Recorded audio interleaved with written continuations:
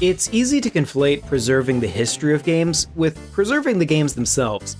Early builds and prototypes often dominate the discussion of uncovering new things about classic games, but in reality, we can learn as much, if not more, from the documentation that surrounds a game as we can from the game itself. Recently, the Video Game History Foundation was gifted a huge collection of documents and files from developer Michael Mendheim, who worked with companies like Sunsoft, EA, and 3DO. We're talking boxes and boxes of stuff. Michael's career spans from the NES with titles such as Fester's Quest, all the way up to the modern age with the Mutant Football League series. My name is John Raridan. I'm the director of NintendoWorldReport.com and a regular volunteer for the Video Game History Foundation. I got involved with this collection as I was researching the history of 3DO's Army Men series. When I mentioned this to Frank Cifaldi, he informed me they had recently acquired this collection and that there were indeed boxes labeled Army Men. Michael Mendheim was the creator of the Army Men Serges Heroes subseries, which just so happened to be exactly where my research was focused, so I was thrilled to have a chance to help sort through all this material. What I found was extensive documentation on the production of these games, including pitches, scripts, storyboards, character design notes, feedback from Nintendo, and so much more. With that in mind, today I'd like to share with you 9 interesting new things we learned about Army Men Serges Heroes from this collection. Number 1. From pitch to store shelves was only about a year and a half. The Army Men series launched in 1998 with a PC game simply called Army Men. Developer 3DO had some initial success with Army Men on PC and were eager to expand on the brand.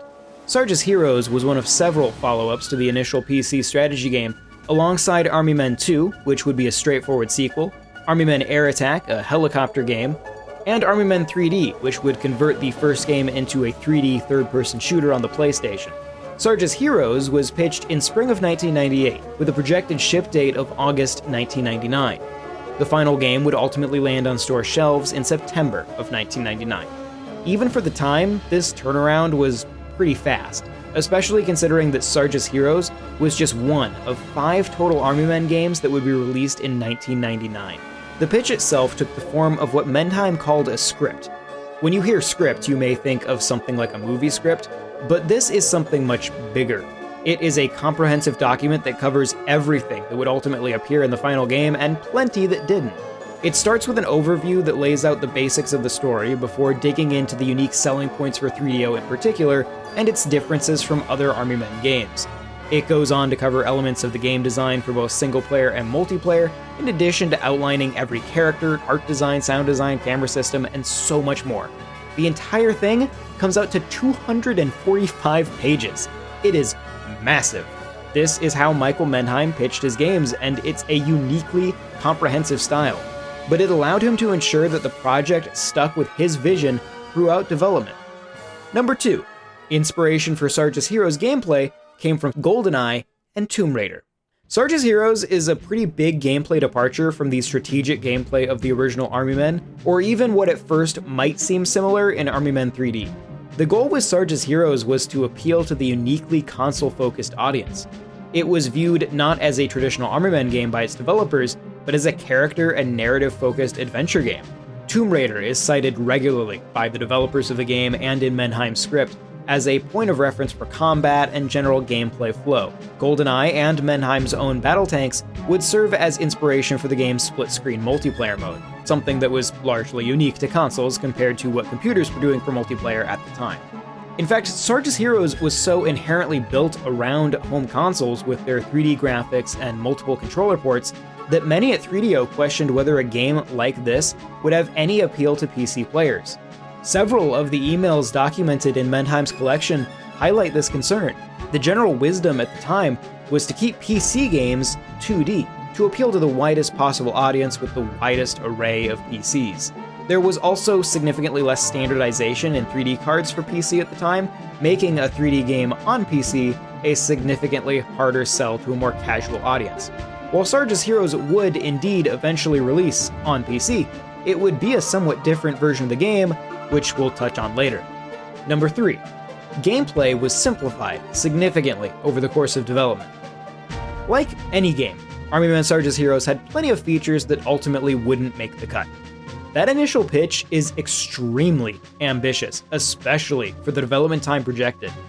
The titular Serges Heroes, or the Bravo Company Commandos, were originally intended to have a much more significant gameplay function rather than a primarily narrative one. Once a commando was rescued, Sarge would have been able to call for them on his radio. As each commando had his own weapon, they would each be useful for certain situations. Riv could help you deal with an enemy tank, Hoover could help you navigate a minefield, or Thick could clear out waves of enemies with his machine gun. In the final game, your interactions with these characters are significantly more scripted, with each one only being present in specific missions and following a predetermined path. The radio would also allow Sarge to call in other kinds of support, such as resupplies or even an airstrike. The latter of these would wind up making an appearance in Army Men Serges Heroes 2 as its own unique and rare weapon pickup. But that's not all. Sarge was also originally intended to be able to drive vehicles.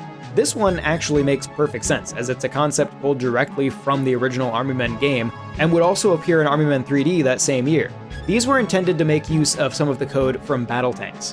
While the squad system was likely cut for simply being a bit too demanding to pull off in the development time they had, it's unclear why the vehicle concept was dropped. In fact, the later PS1 and PC conversion actually does have a few tank piloting segments, but in exchange it also simplifies, truncates, or otherwise just entirely omits segments of the game. Finally, one very early draft of the script, dated to January 1998 and covered in edits and notes, suggested campaign co-op. It pitches the idea of 4-player split screen for the entire campaign, in addition to the more traditional multiplayer options found in the final game. Now, to be fair, this feature is only included in this January draft, which is the earliest version we have. It seems like the feature was cut extremely early, perhaps even before the pitch had been formally sent out. Still, it's a fun idea to imagine. Number 4. Some characters had a more interesting design process than others. Mendheim's background is as an artist. Unique and interesting character designs are present in all of his original work. In fact, having actual characters was one of the things that set Serges Heroes apart from the rest of the Army Men series at the time. That being said, one character seems to have been a bit more of a hassle for Mendheim and the game's art director Nina Stanley than others. Vicki is the solitary female character in the first Serges Heroes title and a love interest for player character Sergeant Hawk. But keep in mind, we're in the late 90s. It is the era of Lara Croft. Vicki, despite conceptually being a 2-inch tall piece of plastic, needed to be a sex icon. While Mendheim told us in an interview for the Video Game History Hour that he had initially conceived of Vicki, or Nikki as her name was originally, as just as green as everyone else, there was a general feeling that she needed to be more attractive to young male gamers with more human-like skin. This resulted in some early concept art of Vicki literally being a photoshopped Barbie.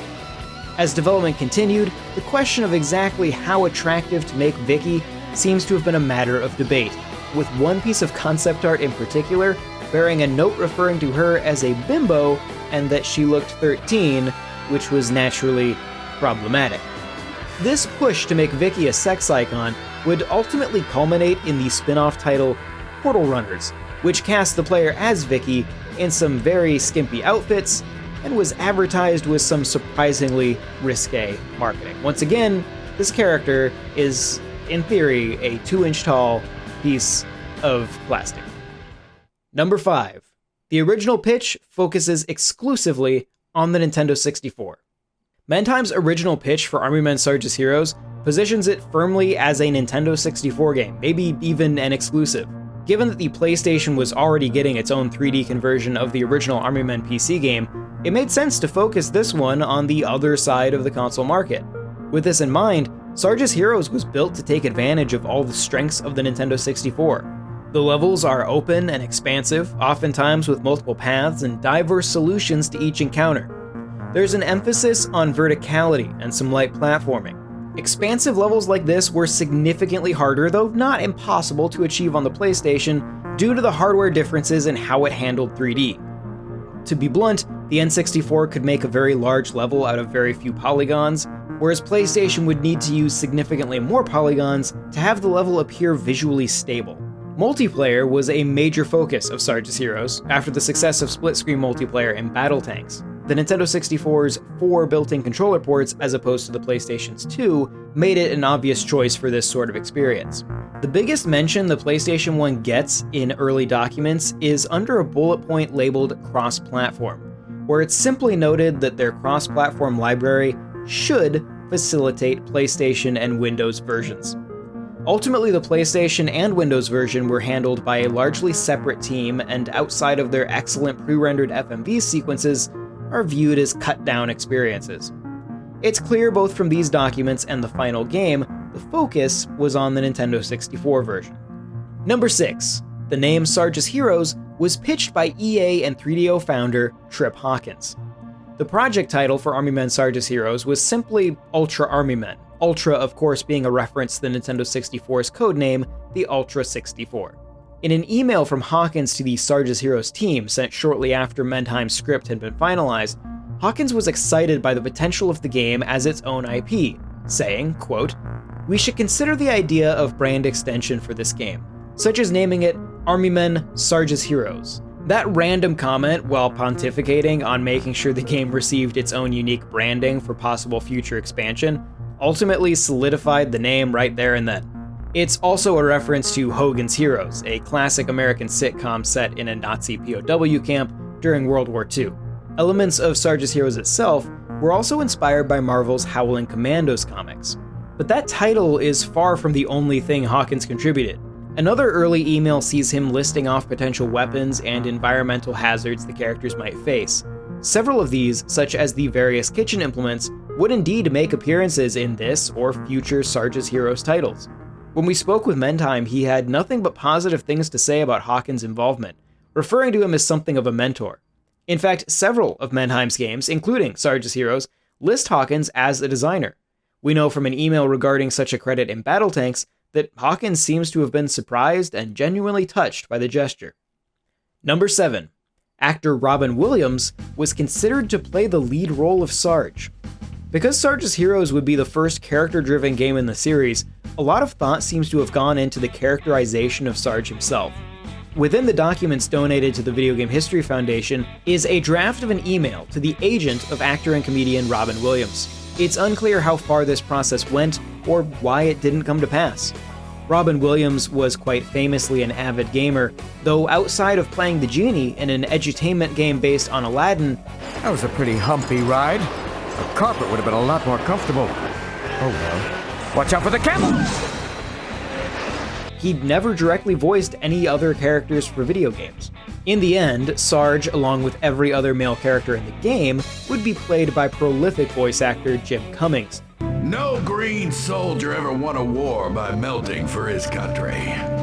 He won it by making the tan soldier melt for his country. Who coincidentally also voiced a few characters in Aladdin alongside Robin Williams. Cummings is perhaps best known for his role as Winnie the Pooh and Tigger, among hundreds of other credits. Vicki, being the only female member of the cast, was played by Susan Blue. Off the record, any idea where Plastro is getting these super weapons? They would each continue in these roles for the remainder of the series, with the exception of Sarge's War, where they would be replaced by Terry Meritas as Sarge and Robin Castillo as Vicki. Number 8. Serges Heroes nearly became a large multimedia brand. Serges Heroes was built as a potential multimedia expansion for the Army Men brand. Some of the earliest feedback from Trip Hawkins to Mendheim and his team focuses on excitement around the potential of the Serges Heroes IP. Other emails reference the potential for things like action figures, television shows, and movies. Building an IP for multiple markets wasn't new for Mendheim. One of his previous titles, Mutant League Football, had also been adapted to an animated series. As for Serges Heroes, it did produce a series of large 6-inch action figures, complete with accessories. Drafts of both a feature film and a pilot episode for a television show were indeed written, though obviously they never made it into production. The Serges Heroes IP would also essentially take over the Army Men brand. Sarge, Vicki, Grimm, and the Bravo Company Commandos would make regular appearances across the rest of the series. The Serges Heroes team would also help develop characters for other games in the series, such as Captain Blade in Army Men Air Attack 1 and 2. Years later, as 3DO was in financial trouble and the studio was preparing to shut down, Sarge would ultimately be the one to send the series off in Sarge's War. While it would ultimately be published by the series' new owner, Global Star, it was developed by Michael Mendheim's team at 3DO and puts a definitive end on their version of the Army Men series. Number 9. Nintendo offered some great feedback during development. Finally, Mendheim's documents give us a rare look into an element of publishing for Nintendo 64 that we rarely get to see, and that's dealing with Nintendo themselves. The documents contain multiple feedback forms from Nintendo's internal testing team, the Super Mario Club, who evaluated various builds throughout development. Nintendo praised the rendering of the characters themselves, which made use of a unique technique to render shiny-looking plastic in a way not traditionally possible on the Nintendo 64. The general concept, music, and elements of level design are also called out as highlights. When it comes to critiques, it's fascinating to see that these go well beyond the basics of calling out bugs and technical issues. For example, one report brings up that guard towers in one stage don't have ladders, and thus it doesn't make sense how the guards got up there. When a 3DO developer comments back that they don't have a mechanic for Sarge to climb ladders, the tester suggests that the Tan Army have the ladders retracted, but still visible. Elsewhere, the feedback suggests various techniques that could improve one element of the graphics or another. They suggest various texture tricks, such as using a gradient to imply a rounded edge to help geometry look more detailed. I was personally surprised to see how much of the feedback seemed geared toward improving the design and presentation of the game, rather than simply squashing bugs. It's a very rare glimpse into Nintendo's interaction with third parties during this period that is virtually never visible to the general public. Now, obviously, this is only a small piece of Mendheim's documents, and only those pertaining to one game. The whole of this collection is expansive, and likely full of many more discoveries waiting to be made. But it is a wonderful example of the type of discoveries and historical context that can be provided by preserving things like design documents, concept art, emails, and any other seemingly random communication surrounding a game's development. If you enjoy this type of content and want to support the mission of the Video Game History Foundation, I'd encourage you to subscribe to their YouTube channel, sign up for their mailing list, and consider donating or supporting the foundation on Patreon. If you'd like to learn more about Army Men Serges Heroes, you can check out my latest episode of Third Party 64. In it, I dig into the development of Serges Heroes, Army Men Air Combat, and Serges Heroes 2, their game design, and the technology behind them, including breaking down the impressive way the games handled character rendering. If you like it, you can support my content by subscribing to my YouTube channel, Nintendo World Report TV. I've also been spending the last year doing a ridiculous amount of research on this series, so if you have any questions, feel free to reach out on your social media platform of choice using the handle on screen. Once again, my name's John Raridan. Thank you very much for watching, and I will see you next time.